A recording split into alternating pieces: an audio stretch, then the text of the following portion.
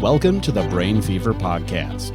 This is a story of Jackie Stebbins, who is a lawyer, a mother, a wife, and an autoimmune encephalitis survivor. She wishes to tell her story about her fight with autoimmune encephalitis and her recovery. Now, here are your hosts, Jackie Stebbins and me, her husband, Sean Erickson.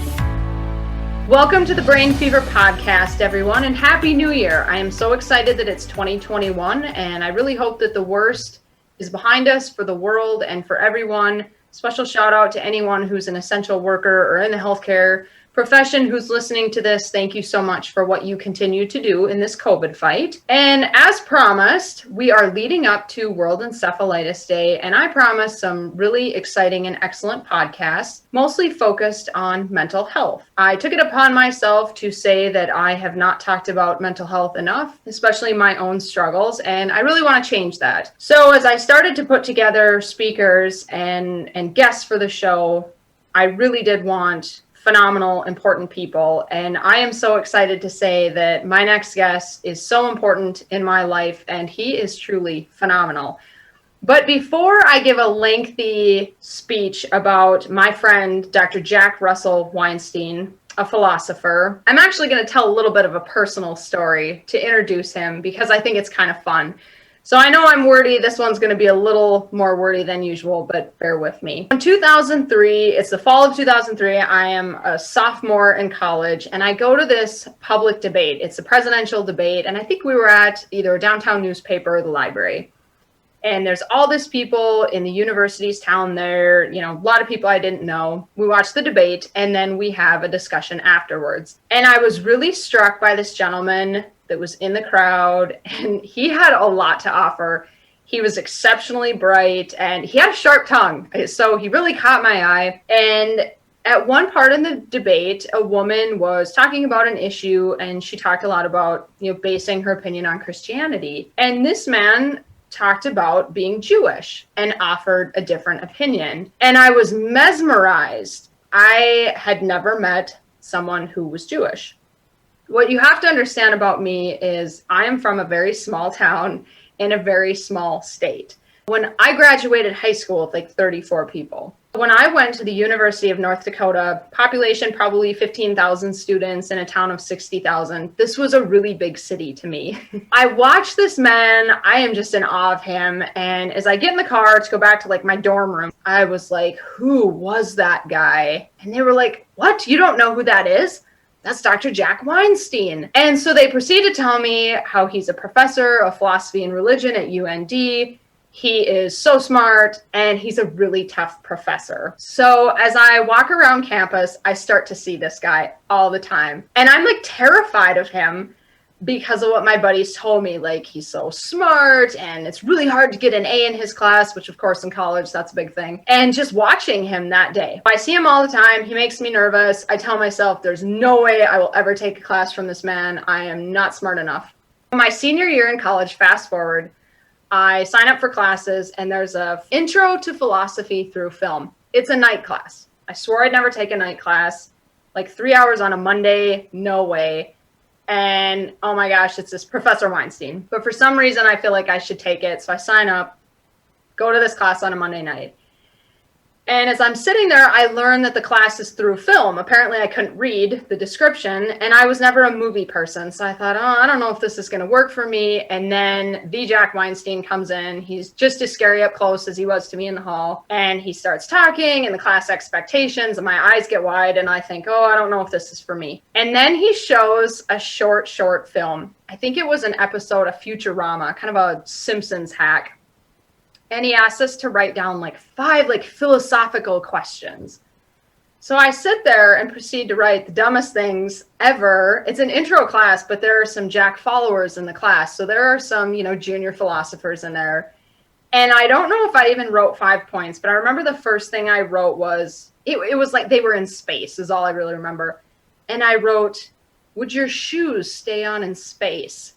Not a philosophical question. So embarrassing. So I at least knew to keep my mouth shut. Everybody after starts saying all these deep and profound things. And again, I am just like, where and when can I drop this class? But I am stubborn, as we all know, and I never let myself drop classes in college. So I was like, okay, I'm going to do this. I'm going to work really hard. I'm going to prove to the world I can take a Jack Weinstein class. And what happened from there was like pure magic. It was one of the best things I ever did. Jack became a really great friend. And one day after class, I just walked up to him, and he had mentioned the debate in that class, being at that presidential debate where I was there with him. And so I walked up to him after the class and just said, like, hello, I was at that debate. I remember you. And he just kind of smiled like, oh, okay. And we just really started talking, and it was really big for me. And about a week later, I walked up to the front of the room again and said, do you have any knowledge of the LSAT and logic puzzles? And of course he said, yeah, absolutely. You know, I'm trained in logic. How are you doing on those? And I said, well, not very well. And he said, well, let me help you. When are you taking the LSAT? And I said, in a week. So what proceeded to happen from there was he spent a lot of time with me in the next week trying to help me learn logic puzzles. I didn't do very well on them, but that was not Jack's fault. I think that was mine. But from there on, I took one more Jack class the next semester and became so close to him and his family. He is a true mentor to me. Even to this day, when I am struggling with something, it happened a few weeks ago, I sent him the link to a New York Times article, and I just said, I feel so much conflict, Jack. And he walked me through it. We talked it over, and that's just the kind of person he is.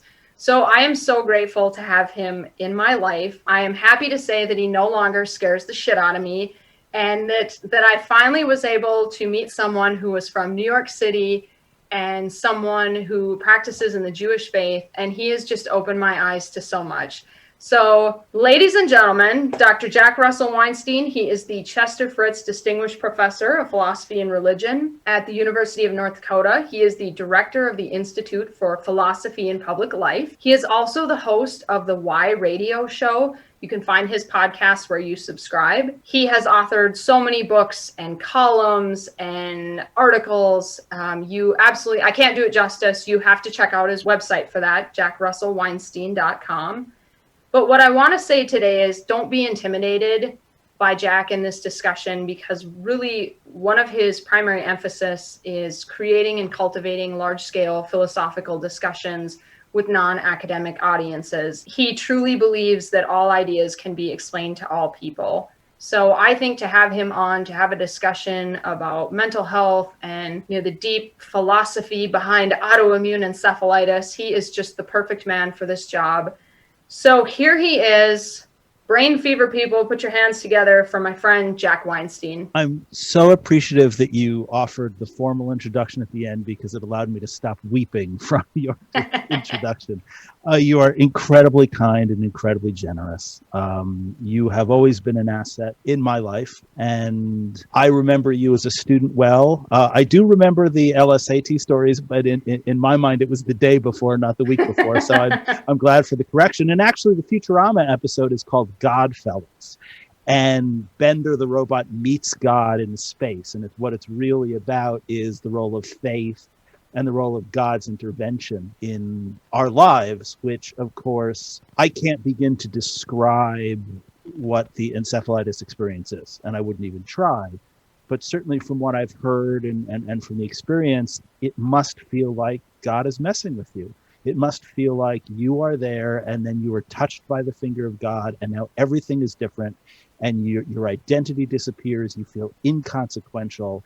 And that relationship that you have with yourself and your place in the world is the primary mechanism by which human beings have tried to describe God. And so I think there's a certain irony there that the very first experience you had with me in class anyway is also a theme that I suspect runs through your experience. So I'm so appreciative to be on the show, and always happy to hear what you have to say. Well, you already touched on so many, tenets of philosophy, and I was really scared you were going to do that, because it's really going to challenge me, and I am going to have to pay attention. So here we go. Identity. You said it, Jack, you already hit that one. That has been a struggle for me, a huge struggle. And when I first started seeing a counselor, one of the first things she had me do was read the Eckhart Tolle book. I think it's called A New Earth. I can't lie, it isn't one of my favorite books that I've read throughout this journey, but It was very eye-opening, and I know why she wanted me to read it, because she recognized how much I was struggling with my own identity, and specifically the loss of my career. I know I'm not alone in this, especially in the autoimmune encephalitis community. So what can we talk about today, Jack, about, in our deep thoughts with Jack and Jackie today, how can we talk about your identity? Is it static? Is it ever changing? With an illness like mine, I feel like my identity changed a lot, but I'm doing what I can to repair it and maybe go back to some of the old and maybe be a new me as well. And what do you see in all that? Well, okay, so feel free to reel me in at any point if I go too far afield or if I'm talking too much. But the first thing to keep in mind is that our experience of identity is a mental experience. And because it's a mental experience, it's tied into this fundamental tension that has driven debate in the history of philosophy since the 17th century, since Descartes, which is the relationship between brain and mind, right? We have brain, which is the physical matter in our skull, the neurons, the serotonin, the dopamine, all that kind of stuff.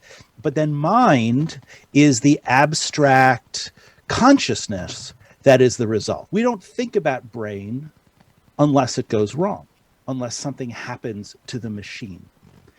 And most commonly in people's lives, this is depression, this is anxiety, this is other things. And then when we take pills, they respond to the material, right? They balance out our serotonin levels, for example. With encephalitis, the machine is broken. Something which, of course, I don't understand, and you've had experts on the podcast, so I won't even get into that. Something happens in the machine. Now, because the machine breaks down, it means our consciousness alters, our consciousness changes. We can't do mentally what we are designed to do because, I don't know, imagine windshield wipers that only cover a third of the windshield, or where only one side is working, or imagine if you're swinging a baseball bat, but you don't have full range of motion, right? You can still have a little window to see through the rain in the car, or you can still maybe bunt in the baseball, but you can't do what the machine is designed to do. So the very first thing is that when you're faced with a material change, like encephalitis, it is absolutely going to affect your experience, your imagination, your mental functioning. Now, with that said, there's a lot of different theories as to what identity is. But my personal favorite, the one that I feel most comfortable with, is called the narrative theory. I have a book on a Catholic philosopher, actually, named Alistair MacIntyre, who's very important in this discussion. And the idea behind a narrative theory is as follows, right? Jackie, you like the rest of us, were 5 years old at one time, right? Your cells have changed, your body has changed, your experience is different. What makes Jackie at your age now the same Jackie as when she was 5 years old?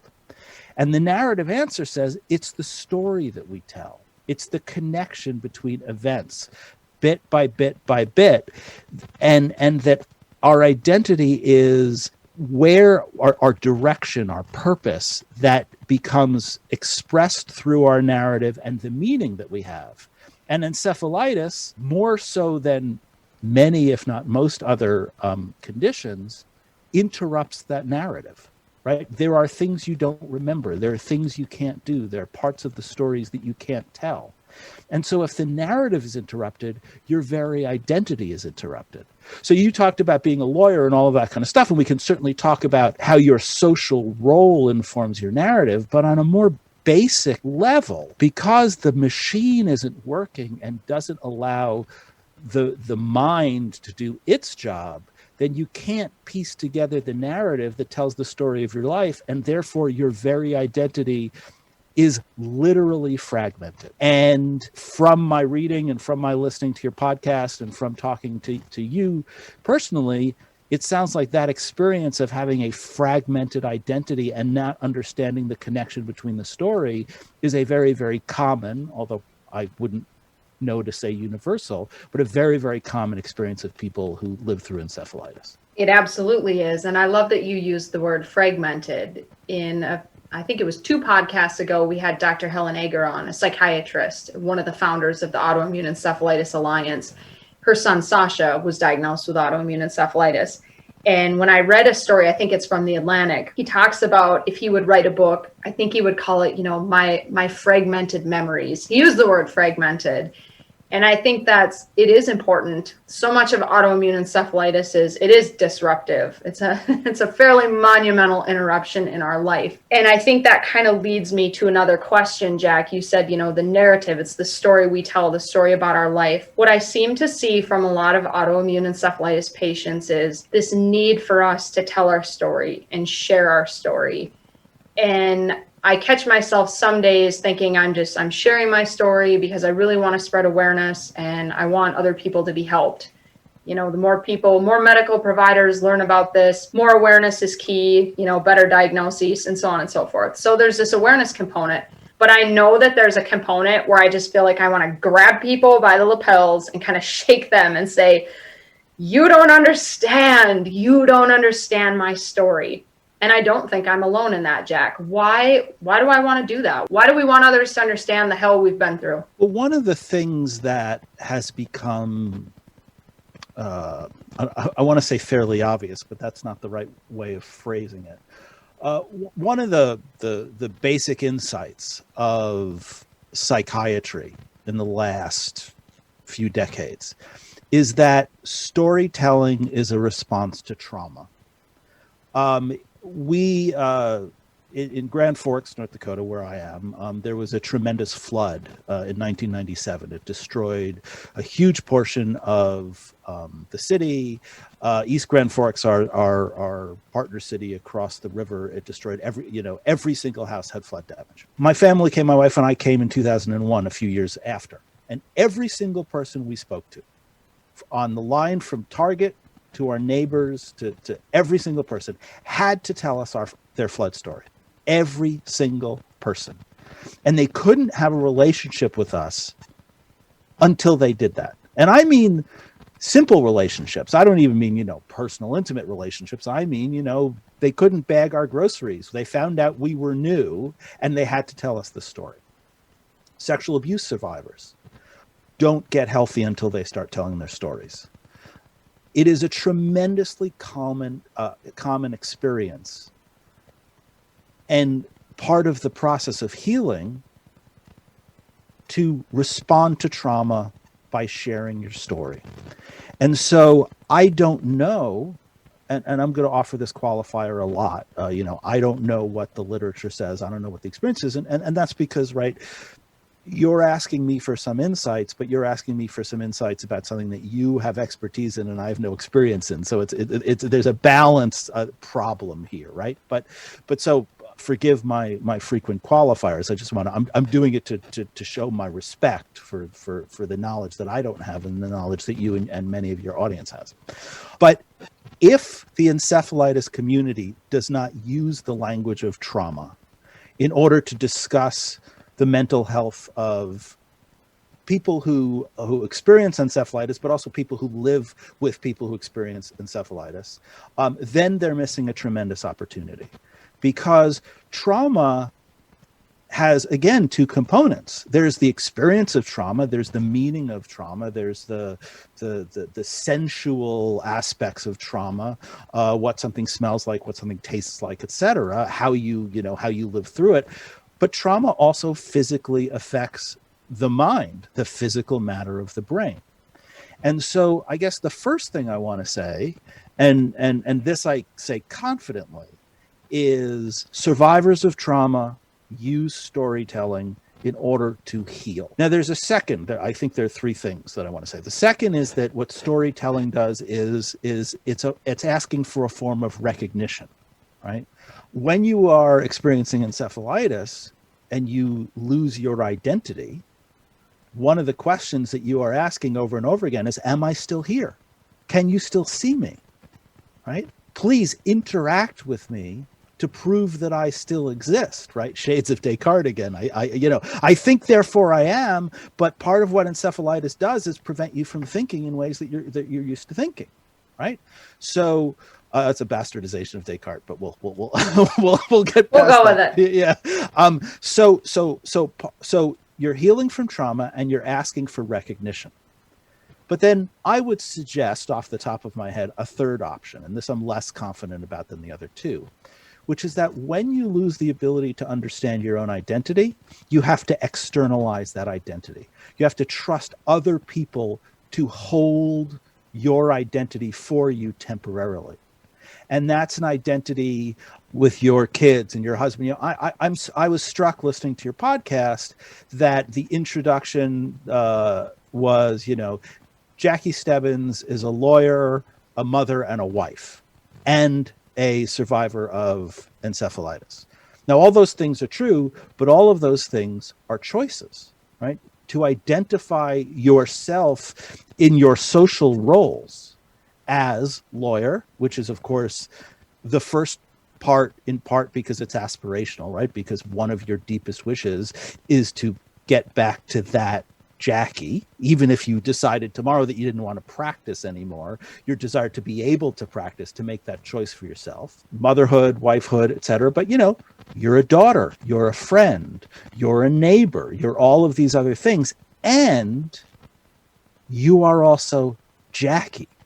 And so one of the central questions in philosophy is how much of our identity is relational, how much of our identity is about the role we play and the reciprocal interactions we have with other people, and how much of it is just our discrete individuality, our personhood. Our physical self is the easiest way to decide where we begin and where we end, right? And that's one of the reasons why sexual abuse is such a violation, because our physical integrity is the most foundational separation between us and the rest of the world. And when someone abuses us sexually, they're violating that physical integrity. But back to you, and I would guess, and again, this is a guess, and I could be totally wrong. And Jackie, you know me well enough to know that if you think I'm wrong, you get to say I'm wrong.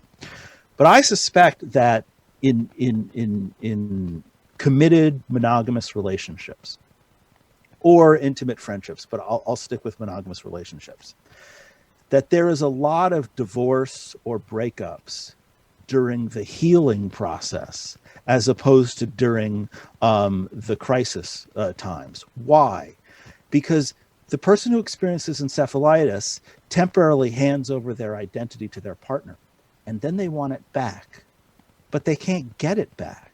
That's not how identity works. Someone can't give it back to you. We're not robots. We're not downloading identity. And so then there is this incredible both sense of frustration and betrayal, because the person outside of you can't make you who you were at one time. And it's both completely understandable that a person feels that way, but it's also perfectly understandable that a person can't do it.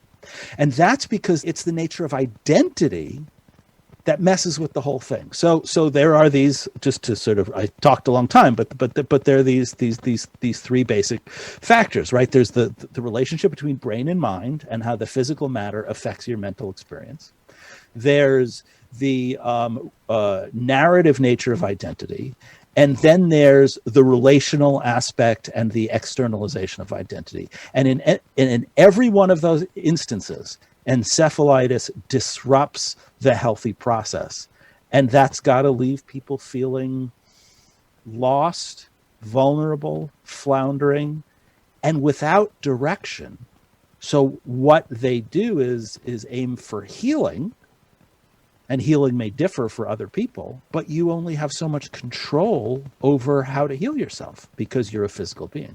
So I appreciate your disclaimers, Jack, and I should have asked this question first, or maybe use this statement first to say that I've grown a lot since I asked the question. You know, apparently that Futurama episode was about God, not about people's shoes falling off in space. You know, I will say in your defense, in many religious traditions, shoes play a very, very important role, right? I mean, very famously, you will remember this, that George W. Bush had a shoe thrown at him at one point, right? Because it was a tremendous insult to be hit with someone's shoes.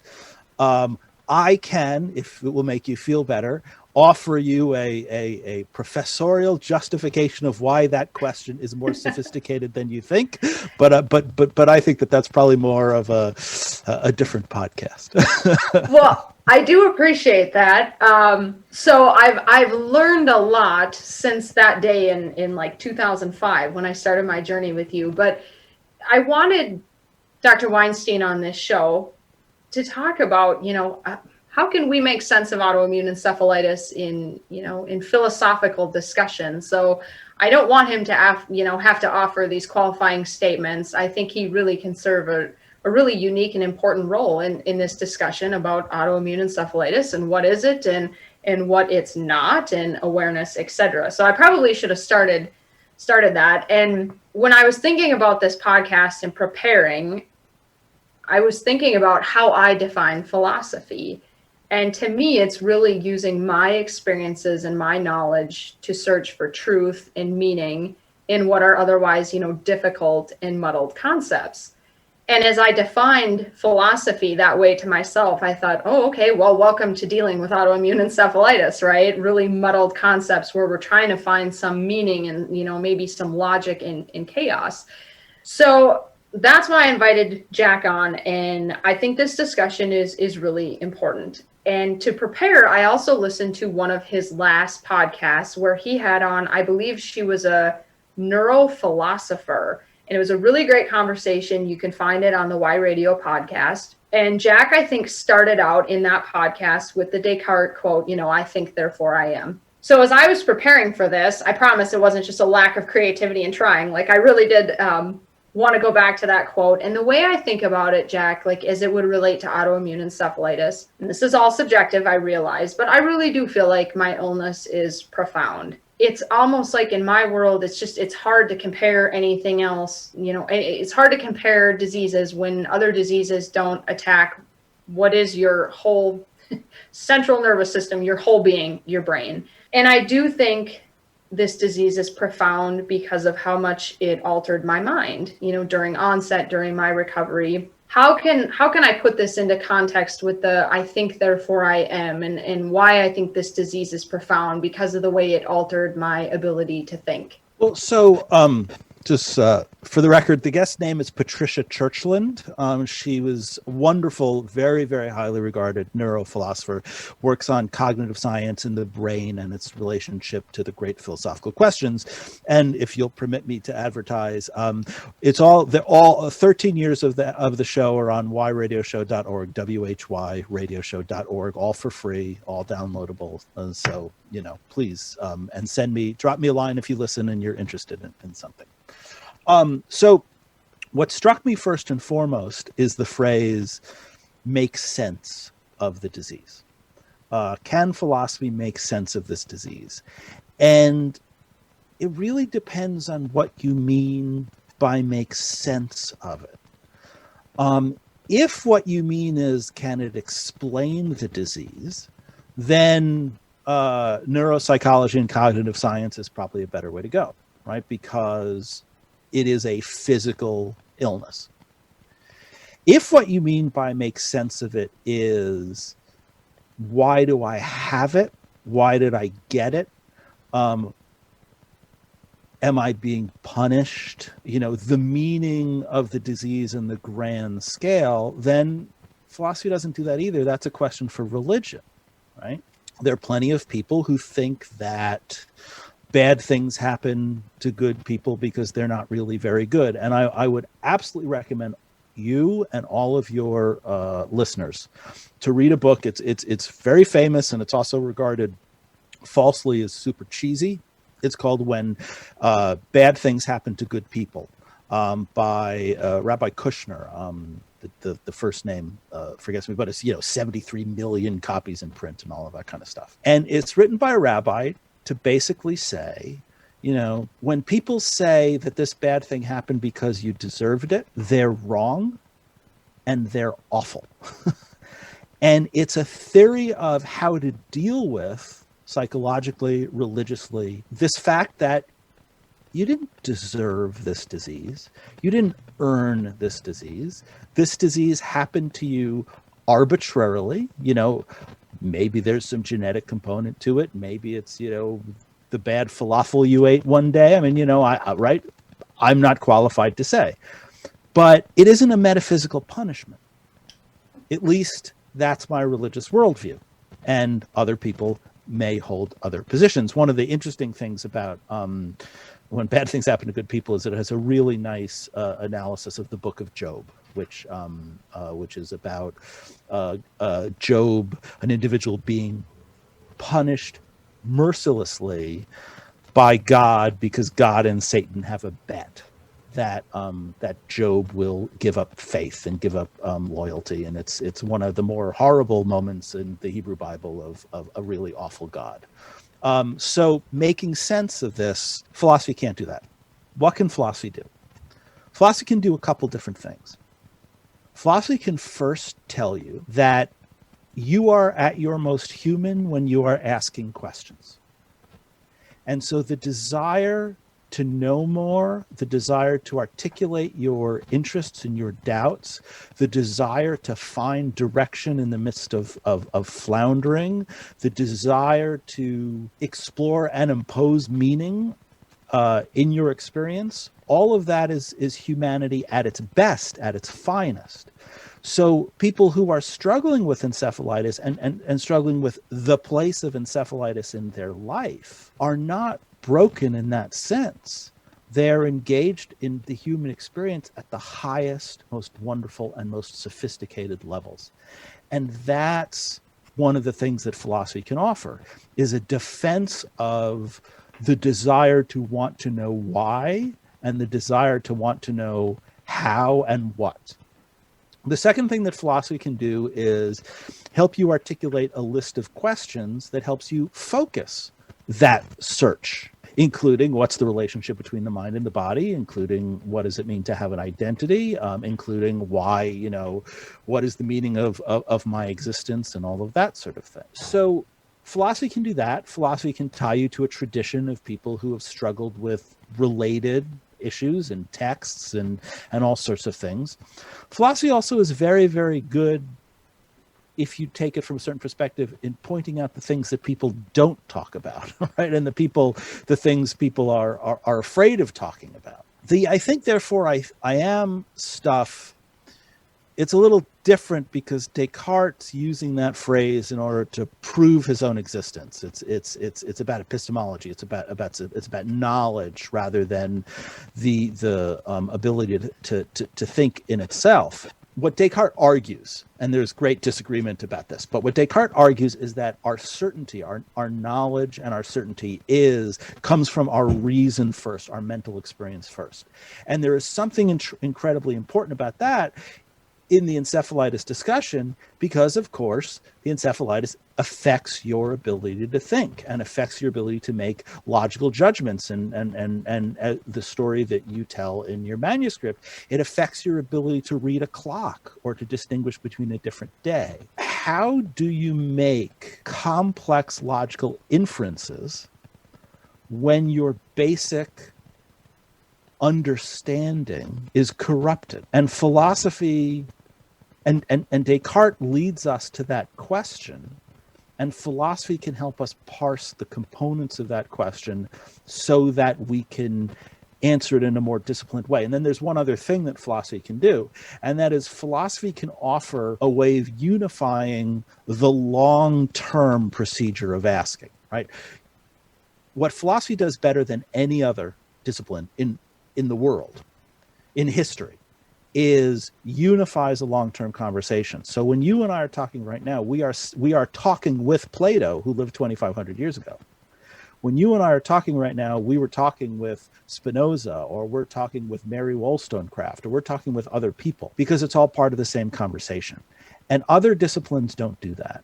And so if you are looking for a way to sort of justify and frame a decades-long experience of asking why and how you are to live in the face of this experience, then philosophy is an excellent resource to help you say true knowledge and true understanding only comes from long-term discipline inquiry.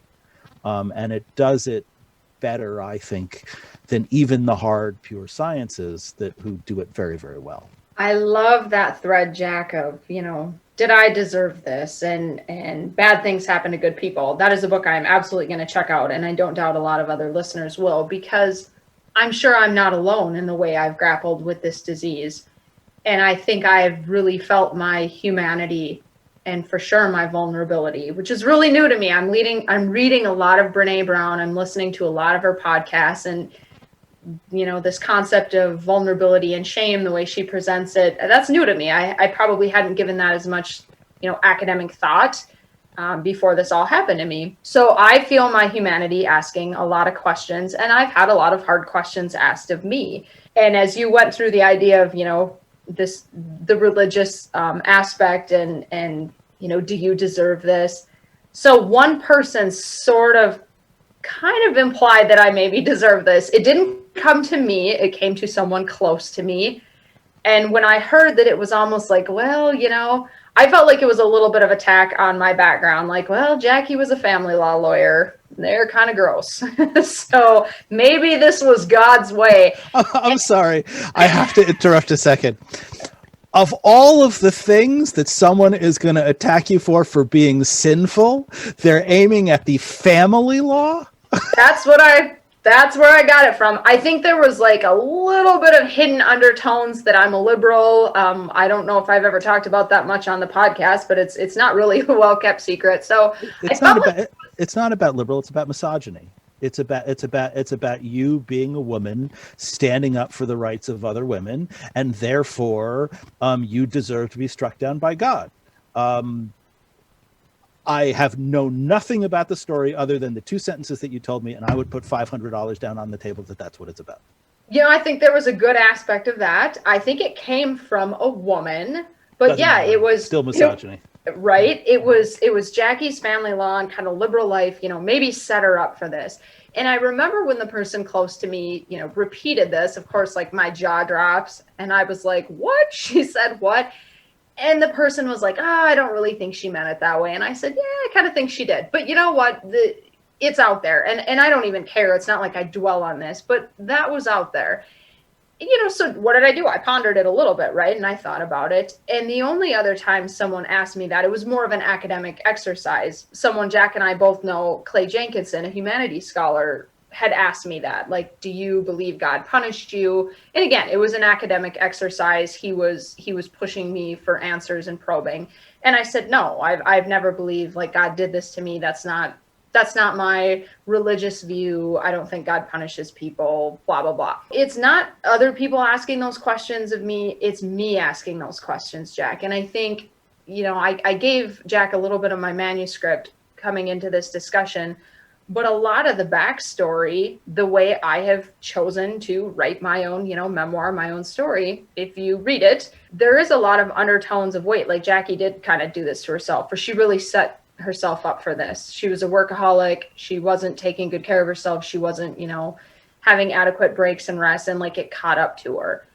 And there's a pivotal point in the book where you learn, no, it's not my fault. It never was. And that was really a pivotal point for me in this disease and in my life, because I don't know of a lot of other diseases that attack you, and take away your mind little by little, except dementia. But as I understand dementia, you don't ever recover your brain the way I did. So it would slowly take everything away from you. Well, with me, it slowly took everything away from me, and then I kind of got it back, and I've had to grapple with all of this.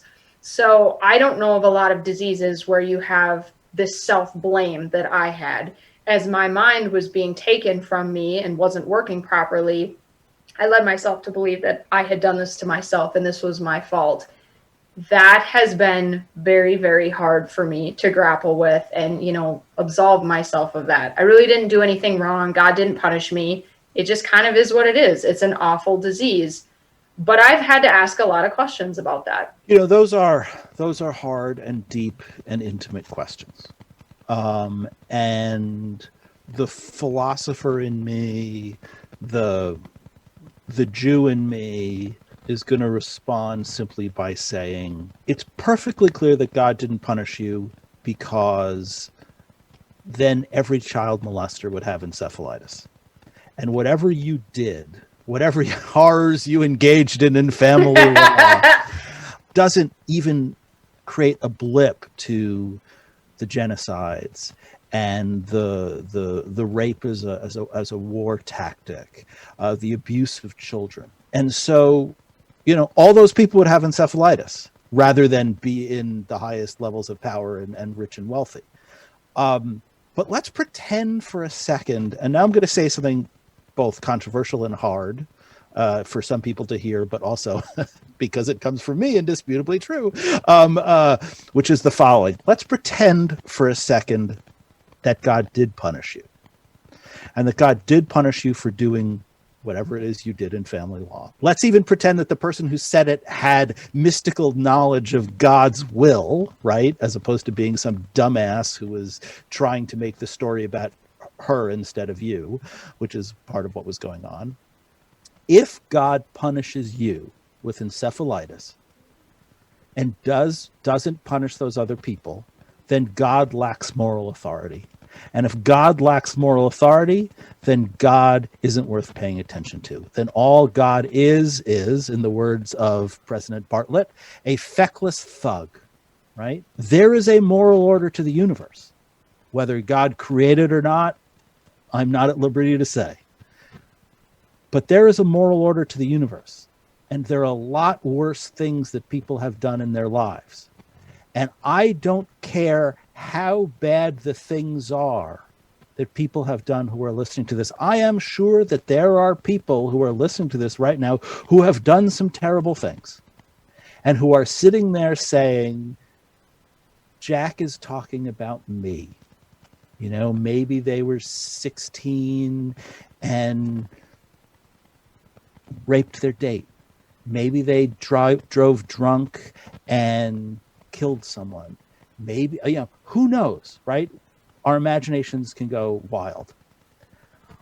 Unless your name is Idi Amin, unless your name is Pol Pot, unless you are in the upper echelon of worst human beings who have ever walked the earth, then there are people who have done things that are so exponentially worse than anything that you have done, that if they don't have encephalitis before you have encephalitis, then if God did it, God lacks moral authority, period. And the reason why I say that, in addition because the idea that you or anyone else would blame themselves infuriates me and breaks my heart at the same time, is what philosophy can do is point to these scenarios and show how they are incoherent. When you take this idea seriously, it becomes incoherent. Now, religion is full of incoherence. For example, how can heaven and earth be made on the third day when the day is how the earth revolves in relation to the sun, and there was no earth or sun to mark days, right? The story of Genesis is incoherent. Adam and Eve are being punished for eating of the tree of knowledge. But what the tree of knowledge does is tell them what's good and what's evil. If they don't know what's good and evil, they don't know that disobeying God is evil. And so the eating of the fruit, the being forbidden to eat the fruit, is something that they are not intellectually able to understand. The story is incoherent. The reason why faith is so important in religion, and the reason why allegorical interpretations are so important in religion, I'm actually just writing a book with a chapter on this right now.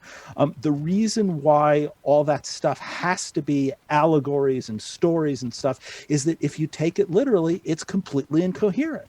And so the idea that God punishes anyone who's listening before God punishes anyone else just makes the whole concept fall apart. So I need to get that off my chest because it infuriates me and it breaks my heart. There is something else going on. It's the legacy of Immanuel Kant in the 18th century and then ultimately Protestantism. And it's as follows. Immanuel Kant creates the modern conception of autonomy. And his ideal person, and this is a narrow interpretation of Kant, but his ideal person is someone who can take care of themselves under all circumstances, someone who does not need assistance.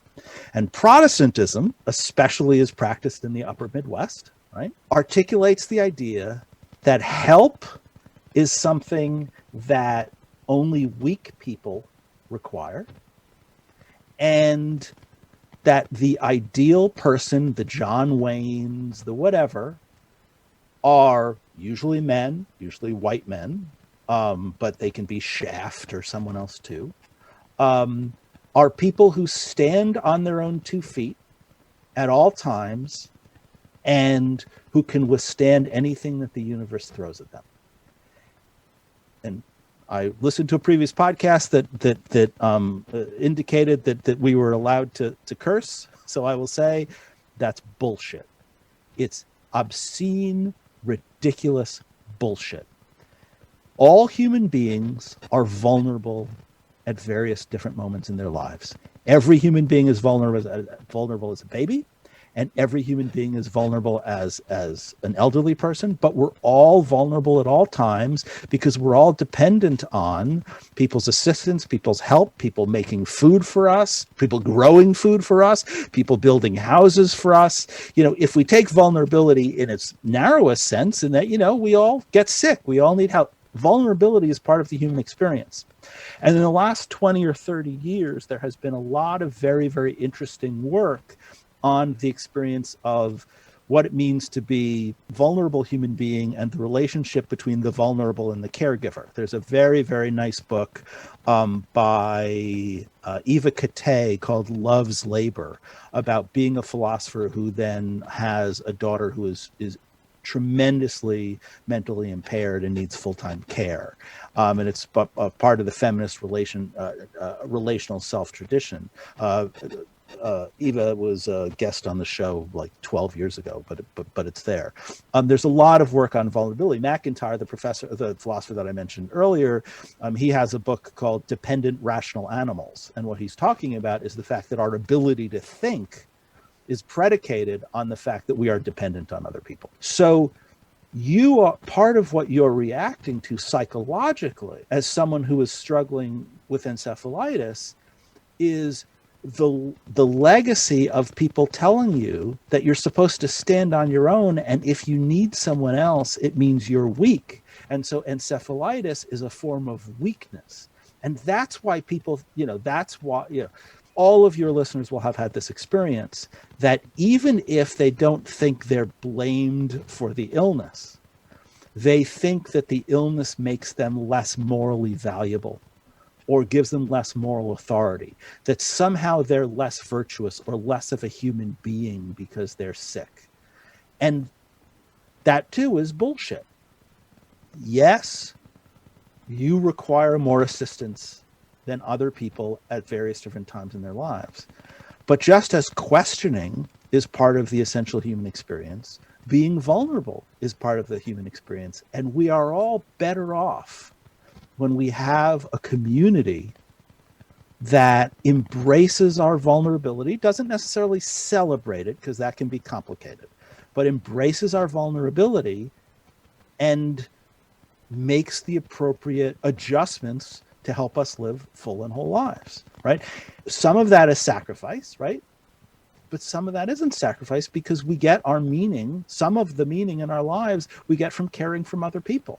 And the love that you get from caring for your children and the meaning and the satisfaction that you get for caring for your children, Sean, your husband, is going to get some of that for caring for you, as will your friends, as will your kids as they get older and are able to care for you in their own ways. Now, that doesn't mean it's not exhausting, and that doesn't mean it's not debilitating at times, and that doesn't mean that the caregivers in your life don't require as much therapy and as much support as you yourself do, and you and I have already had an exchange about that, right?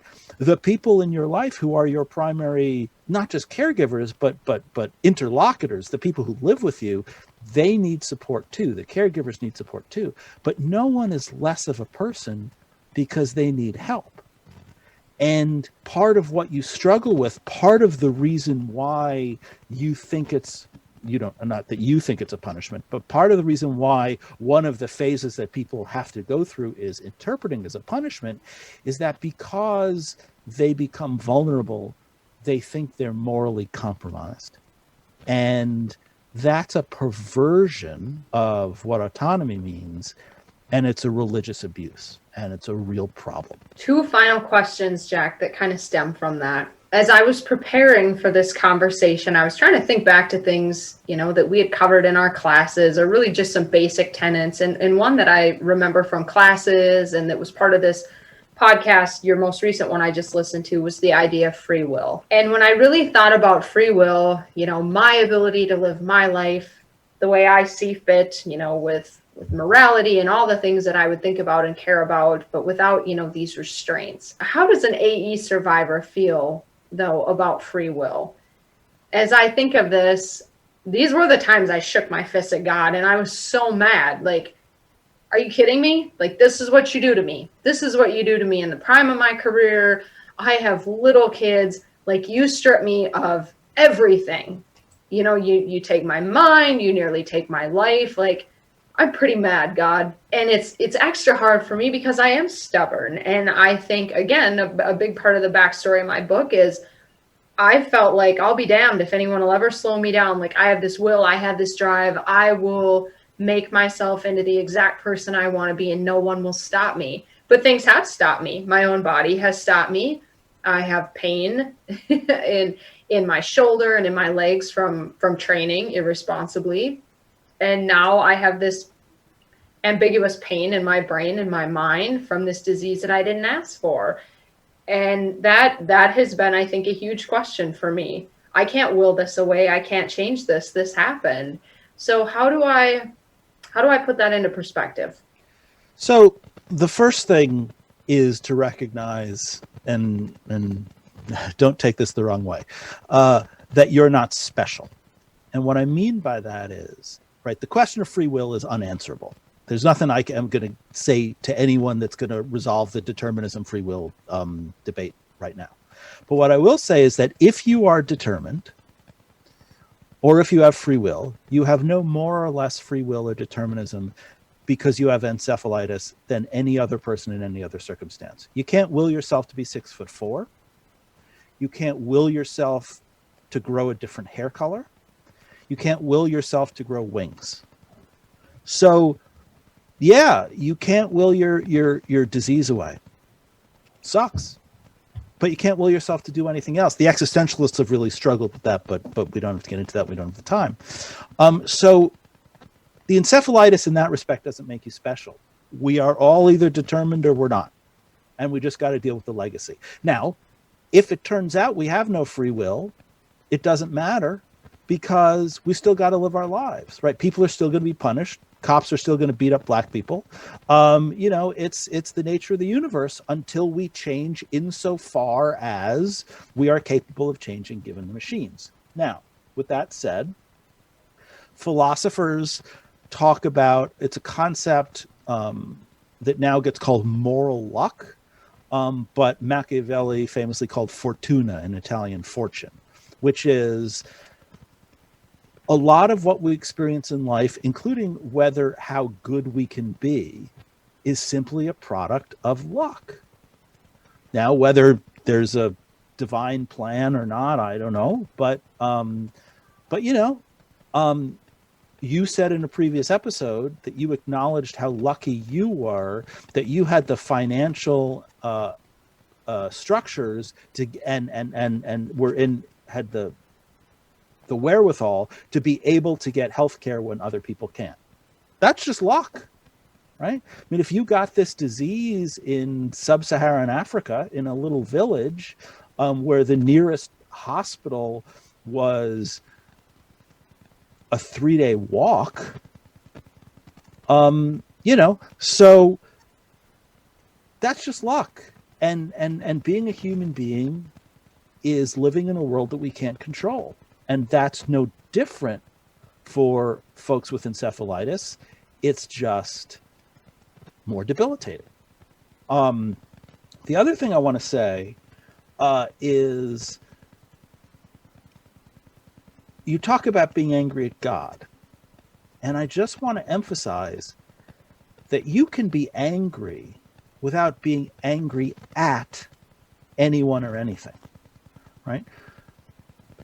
Anger is an absolute natural reaction to this. Anger is a healthy, human, important emotion that we all have to experience in various different ways. We shouldn't be self-destructive, and we should do our best not to hurt others, but we should also have family and friends and a community that understands that sometimes we get to be angry, and they have to, if someone gets angry, if someone holds your anger against you because you're angry that you have encephalitis, fuck them.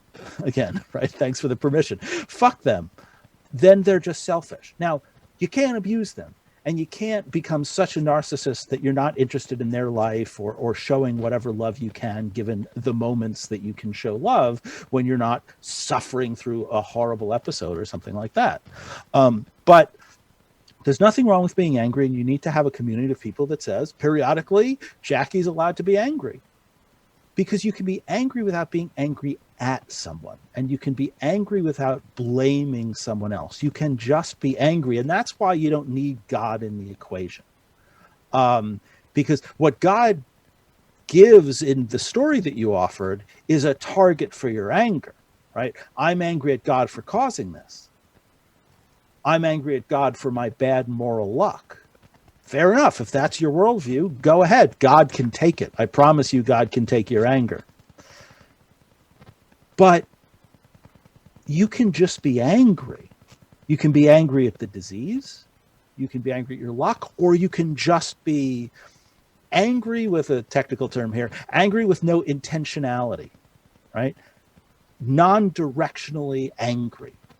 And that's okay, because being angry is a perfectly rational response to what you're experiencing. And this, too, is a problem with Protestantism. Catholicism, Islam, Judaism, not so much Buddhism, certainly some sects of Hinduism, they allow for tremendous emotional responses, tremendous emotional expression. Protestantism, not so much. And so, especially in this region where we are, again, the American Upper Midwest, but certainly, part of the great legacy of the tension between the English and the Irish, besides for colonialism and abuse, is the fact that the English are largely a repressed people, and the Irish are largely a emotional people, and that creates a dynamic as well. So be angry. Don't be self-destructive insofar as you can, but be angry. You can be angry without being angry at someone else. Along with being angry, being vulnerable. And we've covered this a little bit, and this is kind of my last thought. You said this earlier, we all need someone, and just because you need someone doesn't mean that you're weak. And Jack and I had a conversation about this the last couple of weeks over email, and I told him that he was about the 7th person to learn that I have a counselor. I'm sure this isn't news to anyone. If people would hear that, they'd probably say, gosh, it took you this long, right? But I was very stubborn and I was very guarded. And by the time we air this podcast, I will have already released my blog where I admit I have a counselor. I have struggled with mental health through this disease. I was stubborn and I acted like this, there was this just large difference that I had autoimmune encephalitis. I did not have mental health. And that was stubborn of me and probably selfish. And it just took me my own time to get there. So I know earlier I said to Jack, my therapist said, I wasn't just saying that to sound cool. Like this is really, this is a big deal for me. And Jack already knows this. So we've covered it. And this is kind of how I want to end the show. Stigma, the stigma of mental health, the stigma of vulnerability, the stigma of weakness and asking for help. How do we get away from the stigma? And before I ask that, I'm going to say I am hoping to do my part to get away from the stigma by talking about it, by saying, yes, I have struggled. I am currently struggling. I am seeing a counselor. This is the trauma and devastation have been debilitating at some points. But we all need to get away from it. Goes back to that mind-body discussion we had earlier too. So why the stigma, Jack, and how can we be, better people, better philosophers, better humans to get away from the stigma? So I know that we're closing up shop, so just remind me that I have a closing thought that I want to express too. But I'm going to sort of make fun of myself for a second, and I think it's going to lead into my answer, which is, and this I don't mean to one-up you. I currently have 3 therapists, right? And I've been in therapy for almost 22 years straight.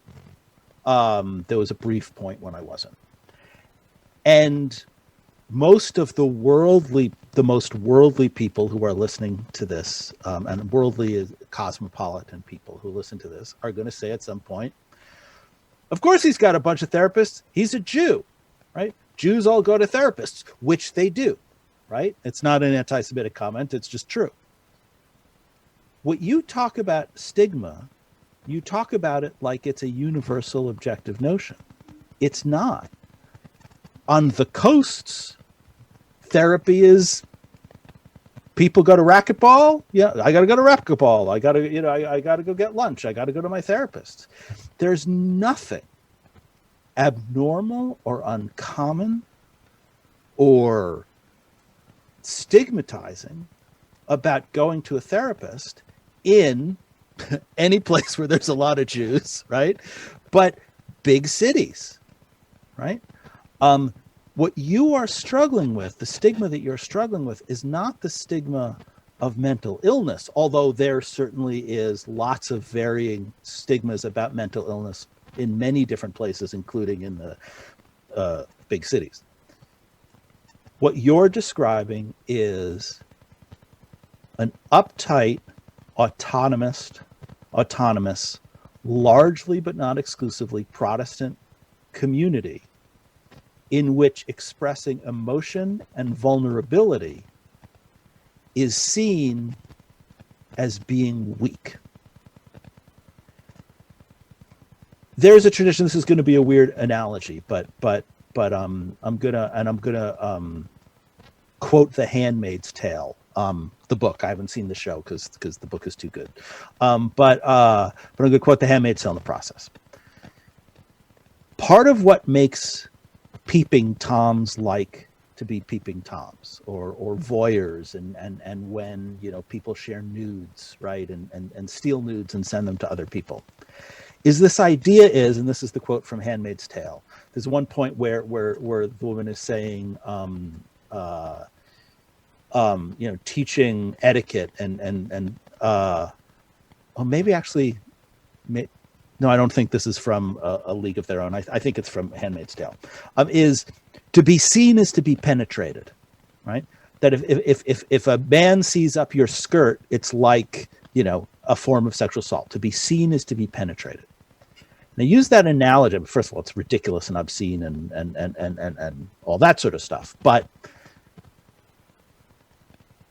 in the region that we live in, and it's not exclusive to the region that we live in, it's in many other cultures too, but in the region that we live in, to admit that you have mental struggles or to admit that you go to a therapist is to be penetrated, is to be violated, is to suggest to the other person that they are dominating you in some way. Now, it's a perverse notion of sexual activity. It's a perverse notion of penetration. It's a perverse notion of gender. But it's a particularly perverse notion of what it means to be a human being. So how do you stop the stigma? Well, move, go somewhere else, but refuse to accept the premise. Refuse to accept the premise that talking about your therapist, talking about your mental health is a form of weakness, is a form of submission, right? That's a better word than weakness. It's a form of submission. Don't accept the premise. Now, that may mean, unfortunately, that you don't get to hang out with your Uncle Fred, or you have to change some friends. because you admitting it isn't going to change their attitude.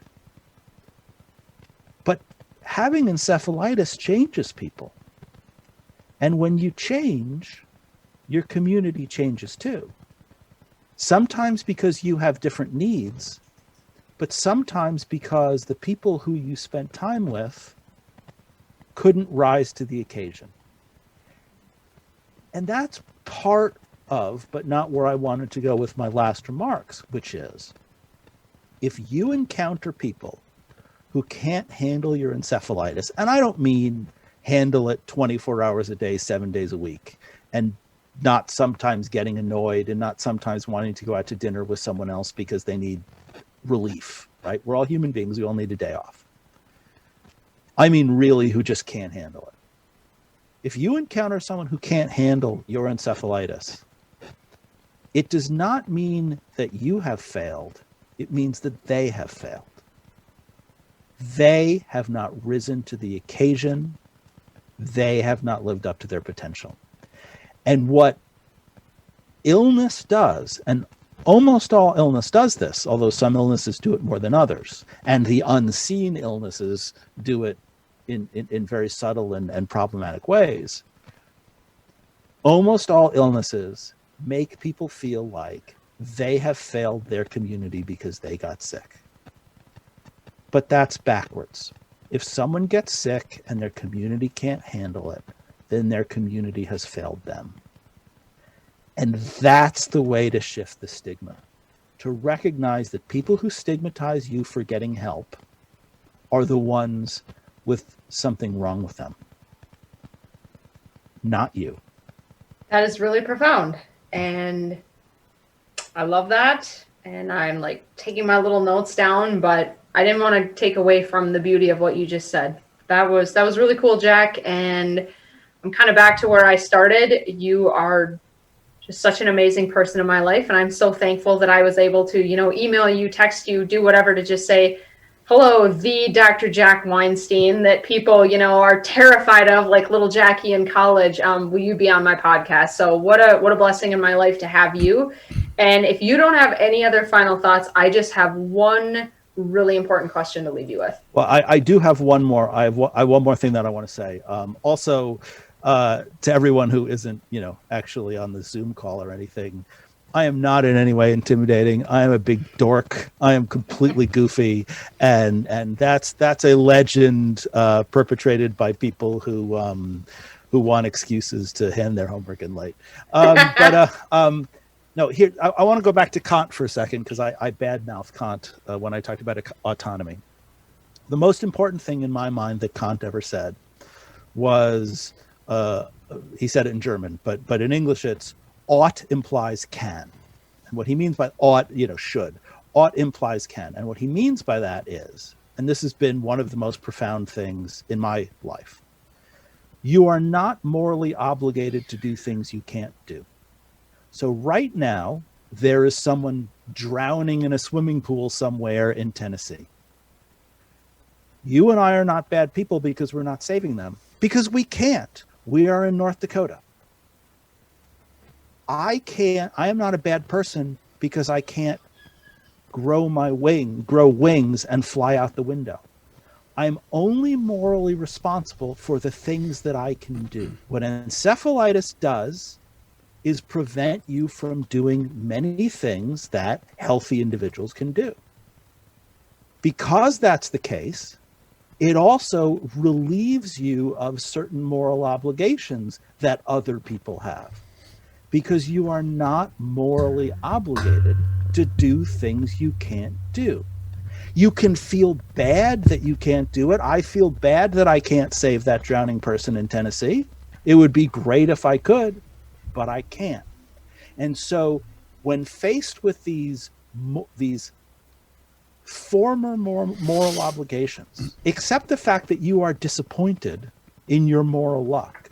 Accept the fact that life threw this at you and it sucks, and you're sad and you're angry and you're frustrated, and on your best days you're optimistic and on your worst days you're pessimistic, sometimes nihilistic, sometimes suicidal. Accept all of that.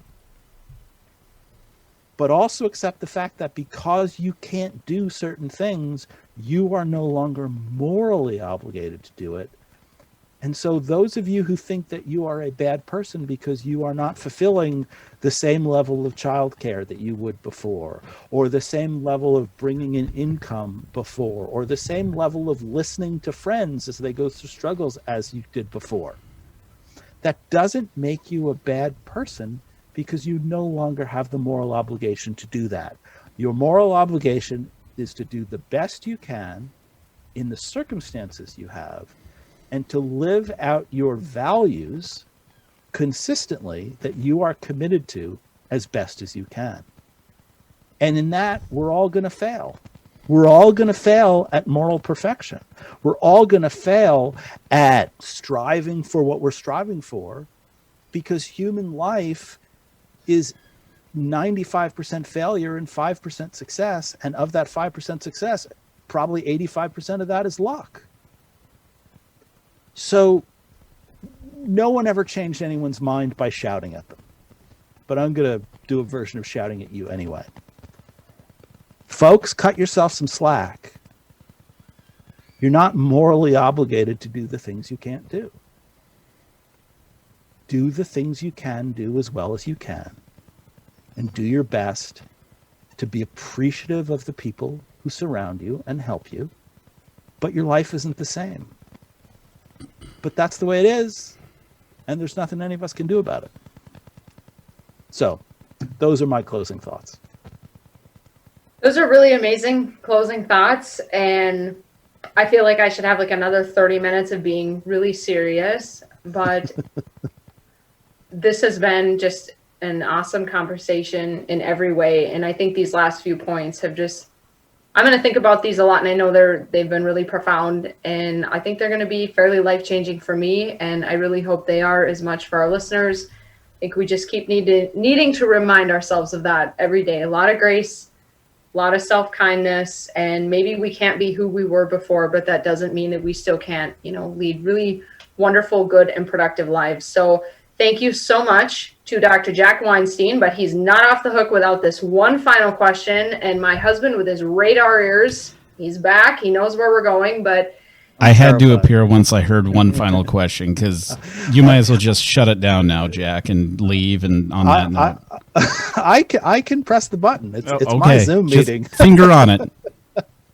Well, I can't believe he'd end the call before he encounters truly the most profound and important philosophical question he has ever been presented with. Is this about Elton John?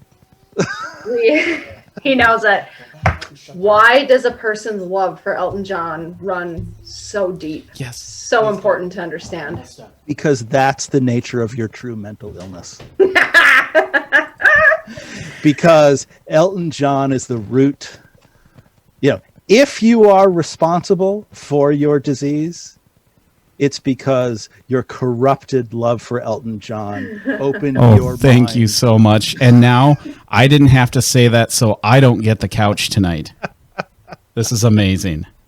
Well, I feel like both of you deserve me, belting out Candle in the Wind, but I am just not going to do that, because apparently you two are unappreciative of the amazing talent of Elton John. So Jack, I'm going to let you think again and answer that some other day, and I'm sure the audience can look forward to that on your next blog. Deep questions by Jack. I am tremendously honored and humbled to have been on this podcast and to be asked to communicate with the community. The folks who listen to this podcast have so many more urgent and important things to do than listen to me make stuff up off the top of my head. So, Jackie, thank you so much for the invitation. It means the world to me. And thank you, everyone, for listening and for giving me the privilege of being part of this really important conversation. Thank you, Jack, and you have a great day.